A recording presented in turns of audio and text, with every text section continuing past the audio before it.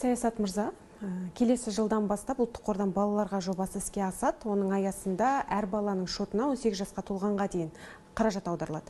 Енді осы тұста келешек бағдарламасының ұтымды тұстары қандай? Осыған тоқталыңызшы.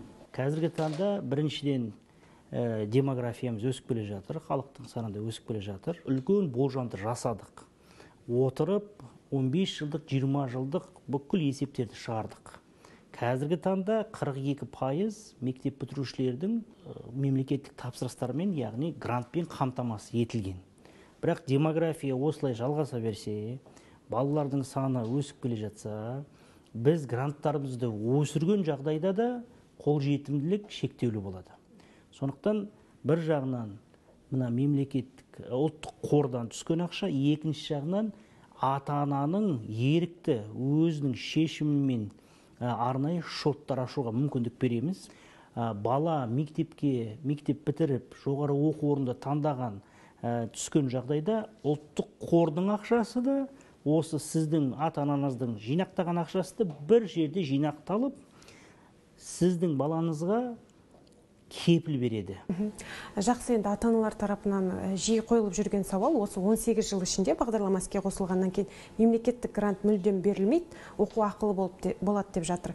Осыған қатысты ойыңыз? Тағы да мен нақты шегелеп айтайын сізге, министр ретінде, үкіметтің мүшесі ретінде, бұл жалған ақпарат. Өкінішке орай қазір енді көп жалған тексерілмеген ақпараттар шығып жатыр. Кім шығарғанын білмеймін. Бірақ гранттар сақталады. Мысалы, Сингапурда бала туғаннан CDA деген арнайы шот ашылады. Сол келешектің идеясы, сол жақтан бір ойларымызды пысықтадық. Оған 5000 Сингапур долларын салып қояды. Бұл бастапқы капитал. Бізде дәл осы тәжірибеге сүйеніп, қазіргі таңда бастапқы капиталды бастаймыз, ата-аналарға қызықты болу үшін. Араб елдерінде білесіздер, Европа елдерінде, ақш-та толыққанды грант деген ұғым бізде ғана сақталып қалған, бізде бірнеше елдерде. Біз керісінше гранттарды, толық гранттарды сақтап қаламыз. Оның үстіне тағы да бірнеше мүмкіндік береміз. Мына келешек жинақтаушы жүйе, ұлттық қор балаларға несие, жеңілдетілген несиелерді келесі жылдан қосылатын болады. 2-3%-мен негізгі мақсат, жылдай қарасаңыз, ол сәл болса да біздің мәдениетімізді ауыстыру. Мына Қытай елдеріне қарасаңыздар, Корея елдеріне басқа дамыған елдерге қарасаңыздар, жинақтаушы мәдениеті қалыптасқан.